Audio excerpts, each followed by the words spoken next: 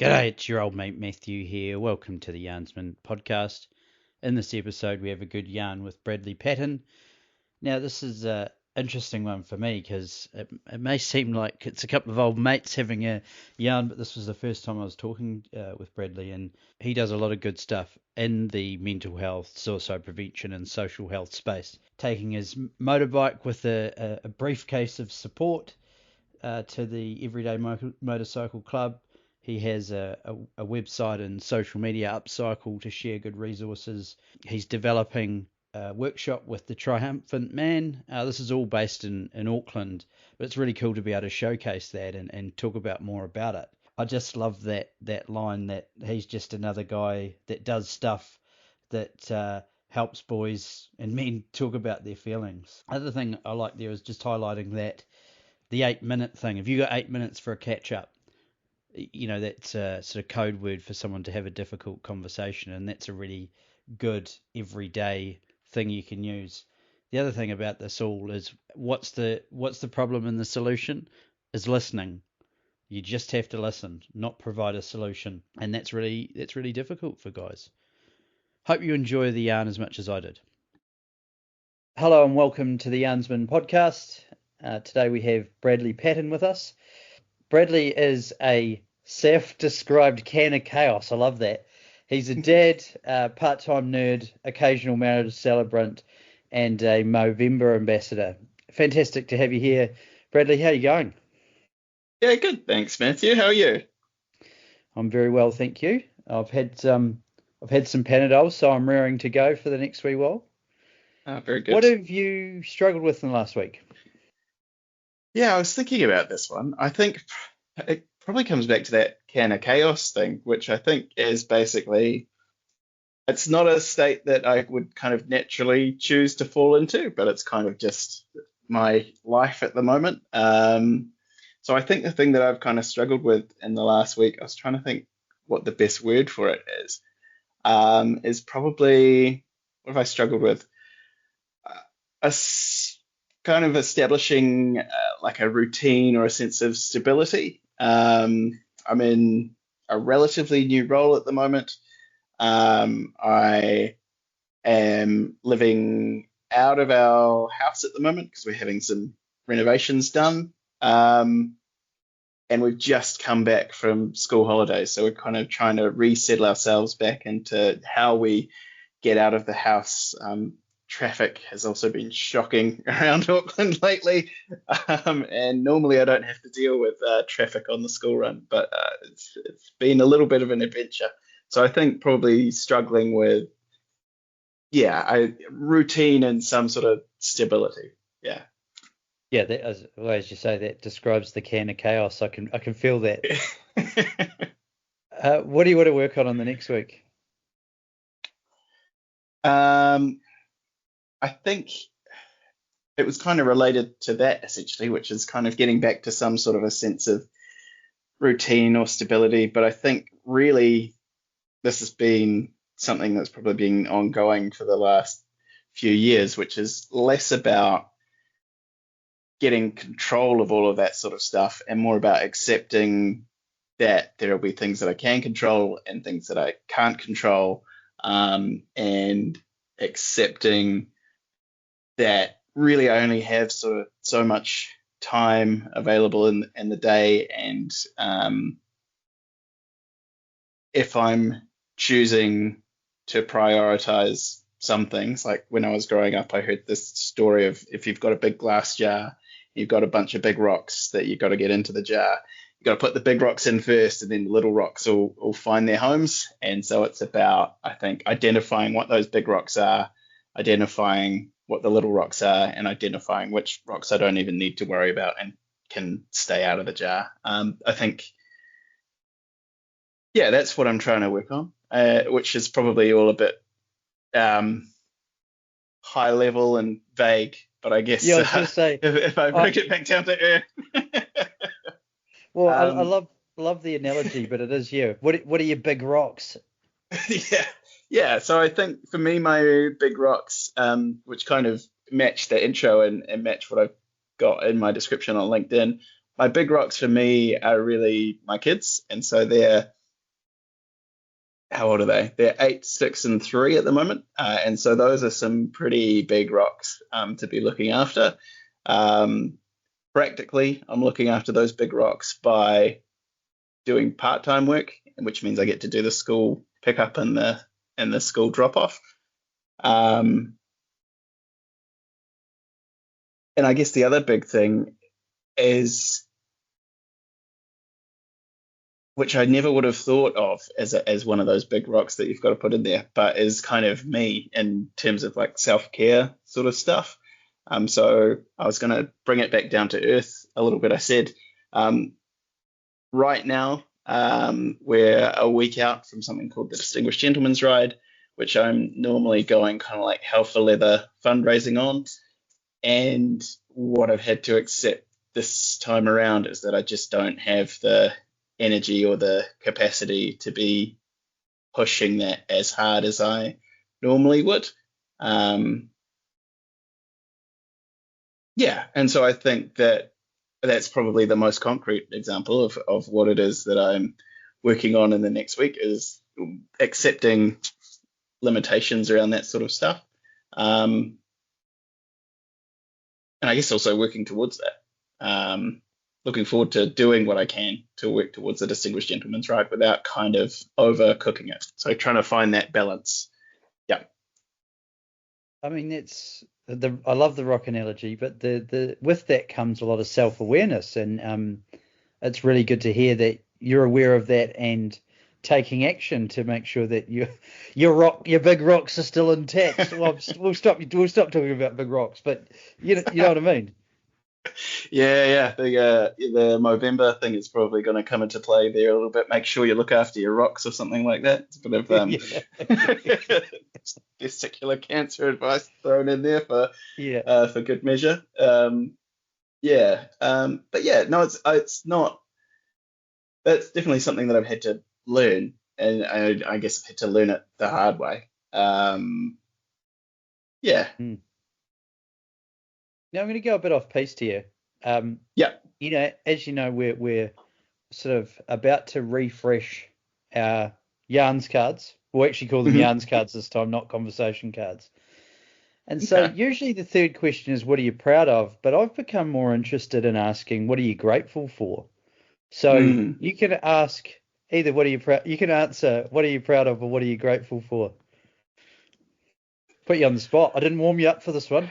No, you didn't. I didn't see this one coming. I was prepared for what are you proud of? And I was gonna say my wife and my kids. And I think I'm also grateful for my wife and my kids.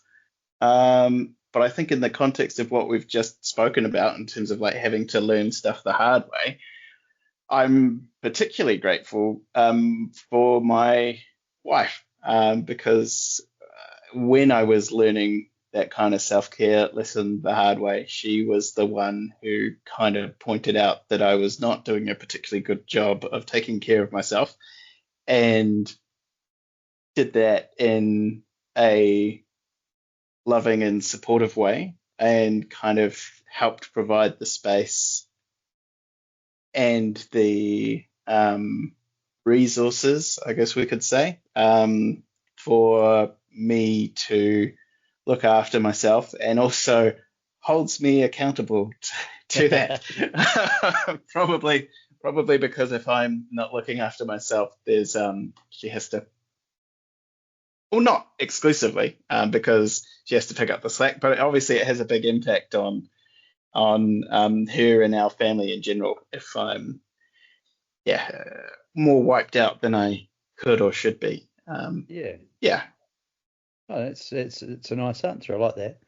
And then we've already discussed whether you want to answer what gives you hope or what gives you meaning.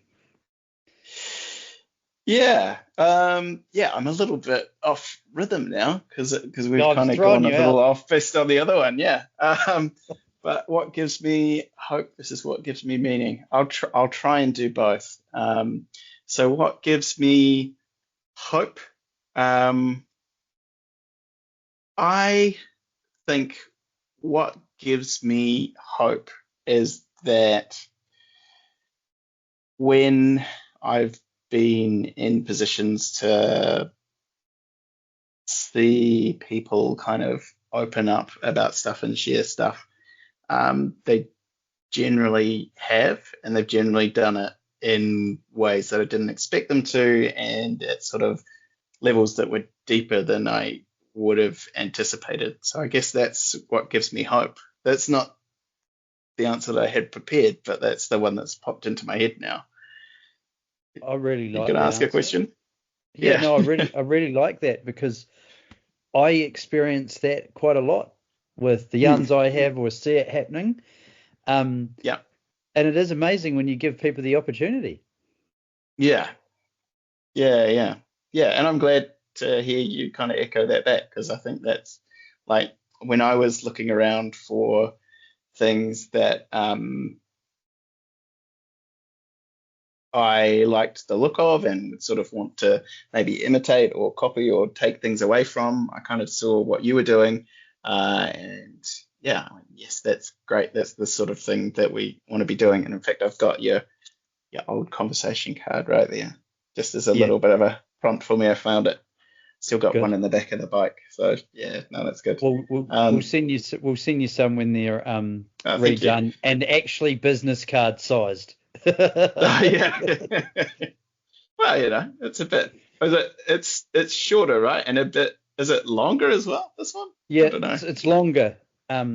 Yeah. Well, of course, we got thousands printed before anyone realised. But no, Yeah. just the way you described what gives you hope. I haven't been able to put words to it as clear and concisely as that. So thank you. I'm going to Ah, use it going forward. good. No, I'm glad. I'm glad that I could be helpful on that one. And then I guess the meaning one. I was thinking about this in relation to something else before the call. But I think that what gives me meaning is working in spaces, and this can be paid work or unpaid work, um, where I have the opportunity. I'm trying to think what it is, where I have the opportunity to either connect people or connect with ideas. It's just something in there about something that kind of matters, or I guess feels kind of like socially beneficial or socially good. And the way that I'm trying to think of it is the the role that I'm in now, I'm really enjoying. I'm only about 3 months in, as I said before the call, so it's a bit early. Who knows? There's time for me to not enjoy it later. But I'm enjoying it. I'm enjoying it now. But I was concerned coming into it because I had been in like a similar role in terms of where it sits within the university. So kind of like quite central, relatively data focused. And when I was in that previous role, that was no good. Like that was a period where I basically burnt out pretty hard, and this kind of comes back to what I was talking about before in terms of being grateful for my wife, and having to learn the self care bit the hard way. That's when I learnt that bit the hard way. Of course, I was in a role which was paying more than the role that I'd held previously. Um,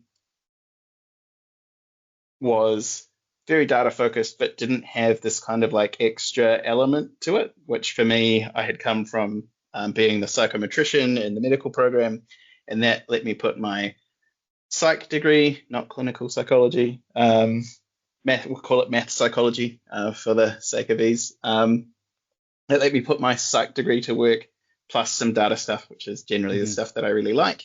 And when I moved into this other role, I kind of knew that I'd be leaving that psych bit essentially behind, and it would be just about the numbers. And I kind of thought I can probably do that. I can probably get kind of like whatever that psych hit is, I can probably get that somewhere else. It turns out that I couldn't. And so I guess what I learnt from that was that ideally what I kind of need in a role isn't just kind of like the utilization of kind of like my data skill set, or just feeding that, but also kind of have to feed this other bit of, I don't know what it is, whether it's social purpose, I don't know. Yeah. I'm gonna throw a term at you that we are now really hot on, or we have been for years, but putting words to it now. So social health, and it's really Mm, about connection and community, and that takes mm, on many forms. So as I hear you describe that, it's that yeah. kind of is it connection to the purpose, the mission, people having an impact, whatever you want to call it. That's such a big thing. Is that the is does that resonate with you? Yeah, I think it probably does, because I think the other Mm, thing that when I was in that role where I didn't feel particularly good, um, I felt really isolated and I felt really alone. And so I wonder if the other bit of that was about, like, if I'd had some sort of connection without being the one who kind of like does the connectioniness, if you like, if mm, that would have helped potentially. And then that also, I guess, resonates in terms of um, other stuff that I'm doing. Like, I have the Instagram account Upcycle, and what I've noticed in the posts that I've been doing around that, a lot of those have been sort of focused around connection lately. Also, I've been working with a couple of guys from Every Sunday Motorcycle Collective. And I mean, if the clue's not in the name, Motorcycle Collective, they're a lot about connecting people. And in fact, the work that I've been doing with two of those guys in particular, John Shepherd and Preston O'Brien, the founders of Every Sunday Motorcycle Collective, we're kind of now doing something else called the Triumphant Man, which in itself is around connection, and connecting men at the moment, just focused on men, but also grew out of some work that I was doing with medical students, where the health and wellbeing coordinator in the medical program basically came to me and said, "Oh, you do stuff with boys talking about feelings." And I was like, "Do I?" and they said, "I really want you to come and do something for Health and Wellbeing Day." And I was like, "Okay." And they said, "Probably something around connection." I said, "Okay, let me think about it. I can probably do it just me teaching, because I used to be like a lecturer and a guest lecturer, never a properly full-on lecturer, and a tutor in psychology. But I knew that Preston from the Motorcycle Club was starting to look for opportunities to share his story. And I went, I think I've got someone a lot better. Let me see if they'll come in. And Preston came in. And I'm just looking at myself now, I'm getting goosebumps thinking back to it. But yeah, he shared his story. We then opened the room up for questions. Because it's a room full of medical students, the first thing they asked was a bunch of very medical type yeah. questions. But after the first two or three of those, they started asking kind of more personal questions. And I think we managed to kind of swing it in the right direction. We got a lot of positive feedback from the students, at least. So yeah, but yeah, that formed the basis of what is now, I don't know whether to say has become or is becoming the Triumphant Man. And we're doing that now, not with medical students. We're doing that with essentially anyone who says they want to come along. I think we are targeting it at men. I don't know what happens if you put your email address in and you don't identify as a man. I don't know if we say thanks, but here's another thing. We haven't tested that yet. So yeah. Yeah, I had a bad one. The last night's one, I picked a name and assumed it was a female and just like, hey, just checking. And they're like, Yeah, yeah, yeah, no, it's a man. And I'm like, oh, I'm so yeah, embarrassed and I'm so sorry. yeah. Hard thing. Sorry, that's completely off piece. So Yeah. what's the premise now of the Triumphant Man? Is it Preston sharing his yarn, or how does it all work? Yeah. So essentially, Preston shares his story, and I'm not gonna share it now because it's kind of his story to share. There's it's out there. You can go and Well, find it. it Yeah, sounds like we've probably got someone else we need to get on the podcast. So thank you. yeah. There we go. Yeah. Yeah. No, he'd be great if he's keen and available. Yeah. So he shares his story, and I kind of sprinkle some sciencey stuff over the top. Um, I've always kind of felt that I'm kind of spare partsy to a certain extent, but people assure me that I'm not. So I'll keep turning up as long as they want me to turn up. Um, and then we break them out into small groups to have discussions. We do give them some prompts and things to talk about. I'm pretty confident they just talk about whatever they want to. But I think Preston's story sets it up really well for them to get into some really meaningful conversations. A lot of sharing, essentially what I was saying earlier about giving people the opportunity and the space to share, and then them going a lot deeper than you'd expect. That's really where that's coming from. And really our goals for the evening are we want men to be better at providing help or offering help to their friends. But really, what we actually want them to be is better at asking for help. And we kind of figure that if we get them to feel more comfortable providing help, then actually they're going to be more comfortable asking for it or seeking out help. And again, that's certainly been my experience. Yeah. There's a lot of good points there. But what I'm going to do, let's dive in a wee bit on the reaching out versus reaching in. Now, Mm-hmm. for years, the "Are you okay" campaigns, all those things, right? Or Yep. reach out if you're not okay. I lived in the Yep. UK, and people would be saying, "Are you all right, mate?" And I'd just be like, "What? Can you tell that I'm not okay?" Mm. But I've become a lot more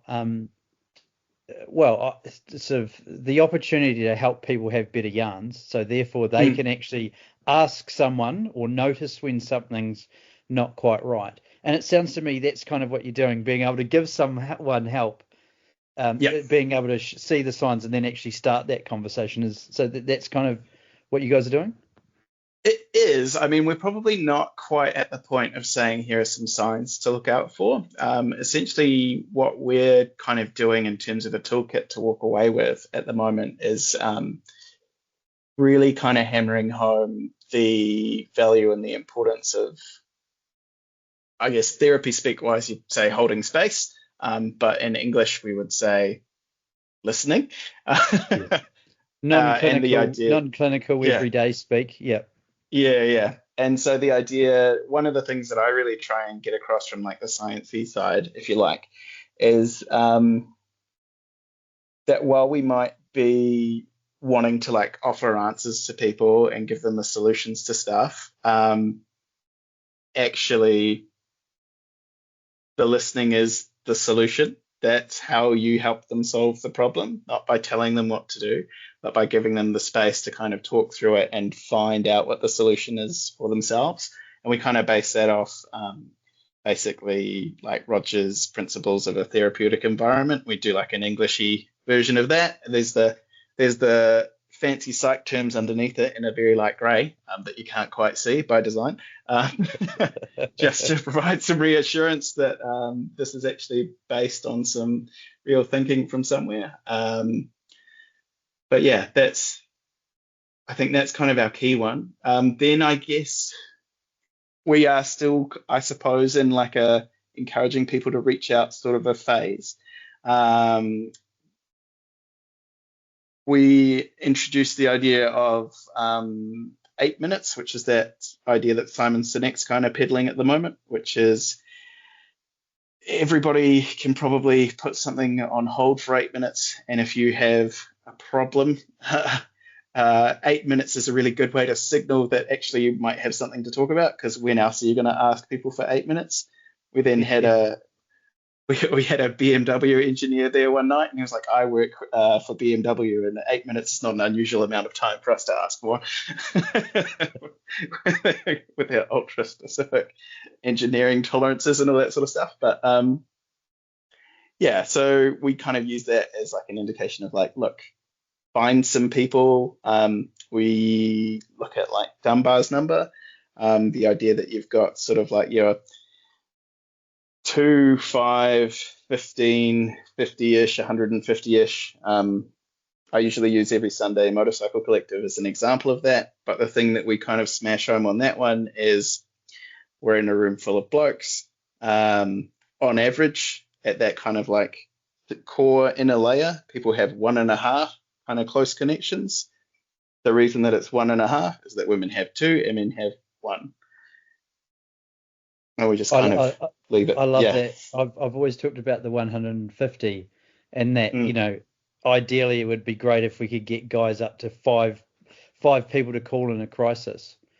Yeah. We did some social health research into the functional and the support bit. Like, so who could you call in a crisis? Like, you're in jail or you've got a flat tire, versus who can you talk to about your personal feelings. And it was at 8% of people. 8% of people didn't have anyone to call for a practical reason, and 26% didn't have someone to talk to about personal problems.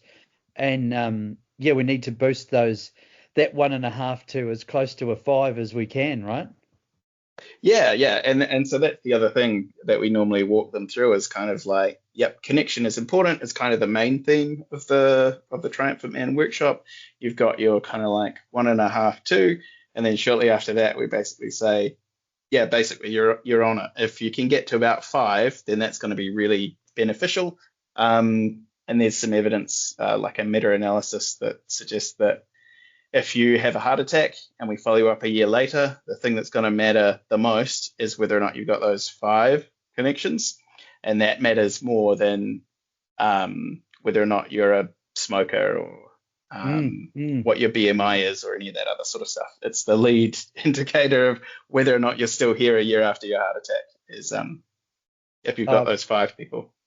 This is fascinating stuff, and it's I guess you and I have been following each other's work for a while, but to come here and talk about it all now, we're basically saying the same thing, just slightly differently, right? Yeah, I think so. Which is reassuring because it probably means that we're on the right track, right? Yeah, I hope so. Yeah.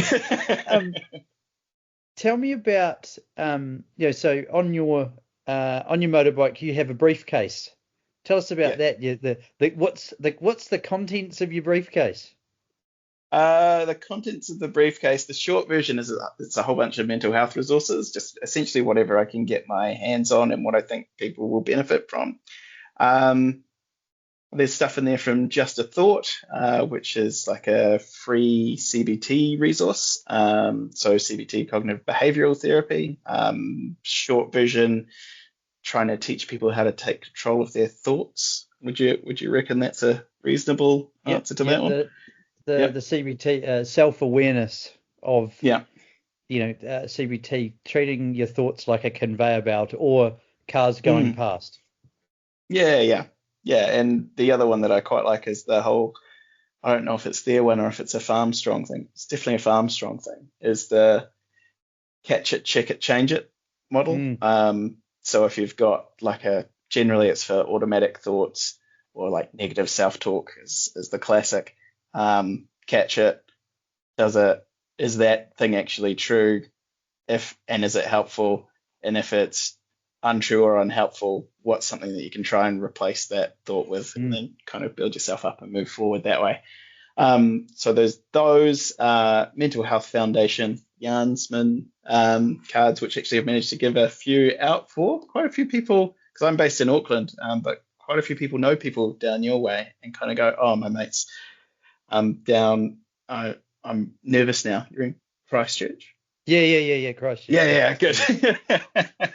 Yeah, they'll be like, oh, my mate's in Christchurch, and I'll go, oh, I have just the people. Tell them to go and check these guys out. So I've like I said before, I'm down to my last Yarnsman card. Um, Headstrong, which is a mental health app for young people. I was the data boy for them for a Oh little yeah. while. Hmm. Yeah, yeah, yeah. What else is in there? Currently, there's some stuff about the Distinguished Gentleman's Ride. But yeah, essentially anything I can get my hands on. It's also flying the mental health pride flag at the moment, which is from a group of people out in Kentucky, I think, initially. Basically, it goes from, oh, I think it's a dark green in a corner and kind of radiates out to a yellow. The idea being that it goes from like darkness to light. Okay, Yeah. Yeah. that's cool. Yeah. And uh, as well as your in-person resources and all the cool things you're doing, you also have an Instagram and Yeah. website to promote and promote awareness and share those resources. Yeah, yeah, and so I think that all is really about aggregation, which I guess in the same is what the same job that suitcase is doing. Because essentially, I have a PhD in psychology, but I tell people it's not the useful kind. Like you can come and lie on a couch and tell me your feelings if you want to, but I'm no more qualified than anyone else to give you any real advice or insight into what's going on for those. I can't call myself a psychologist. I don't call myself a psychologist. Those are kind of protected terms. Um, but it doesn't matter how many times I say that. Anyone who knows that I have a PhD in psychology comes and asks me, oh, da da da da da, what do I do? And so probably since about, I don't know, pre-pandemic, I've just been kind of like trying to find way or resources to kind of direct people to so that I can actually be useful to them when they come Mm. and ask those questions. Yeah, yeah, yeah. No, I like that, and you do a whole lot of I was going to say weird and wonderful stuff, but it's all wonderful stuff, and it's so aligned with what we're doing, and you're just doing it slightly differently, and I really love it, and um, it's so awesome to hear your side of it and your own that call it academic and professional experience Mm, and how you're applying that, and I just see there's such an opportunity for us to collaborate and share knowledge and those sort of things, and yeah, we're on the same page, which is awesome. yeah, no, I would love that. I've sort of been meaning to get in touch for a while, but it's that can of chaos element, I suppose. Yeah, yeah. My world's a little bit of a whirlwind at the moment, and like you say, I'm doing lots of weird and wonderful things. That's not by design. That's that's that can of chaos thing again. Just kind of like, here's a thing I can do, I'll do that. Oh, here's a thing I can do, I'll do that. So, yeah, if the question, the what are you going to do in the next week was what are you going to do in the next year, I'm trying to focus some of that. And like, I feel like I'm running in too many directions on that sort of stuff. And if I can find a few to focus on, then I think it'll be a lot more productive and a lot more manageable. Mm. Oh, because all the things are rewarding and satisfying by the sound of things. Um, Yeah, that's the tricky uh, bit, right? It's kind of like yeah. stop doing something. It's like, but what? I like it all. So, Where can people find or come to a Triumphant Man workshop? so we're just in Auckland at the moment. We're just wrapping up our first kind of set of them. We weren't sure whether they were a one-off thing or whether it was like a series thing. We think it's kind of a series thing now that we've kind of gone through our first set. Easiest and best thing to do is to look for the Triumphant Man on Instagram, which I Which think we will is, put them in the we'll put them yeah. in the description. I was going to say put it in the chat, put I it in the was, description. I'm just trying to think. I think it's all got underscores in between the Triumphant and Man because I think there's probably a different the Triumphant Man somewhere else. But you should see like a bear, which is kind of central to Preston's story, which is where that comes from. So if you come along, you'll find out. Yeah, the underscore Triumphant underscore Man. Cool bananas. Well, look, Bradley, fantastic yarn. There's a whole lot of good stuff there, and um, I just feel really positive and light after this yarn, which I wasn't Oh, expecting. good. So that's all good positive stuff, mate. Thank you very much. No worries. I'm glad that I could bring some positivity. It makes me think that you're expecting me to bring storm clouds. So. I think it's more about where I'm at, so nothing on you. Good man. Thank you very much. Yeah, no worries. Thank you.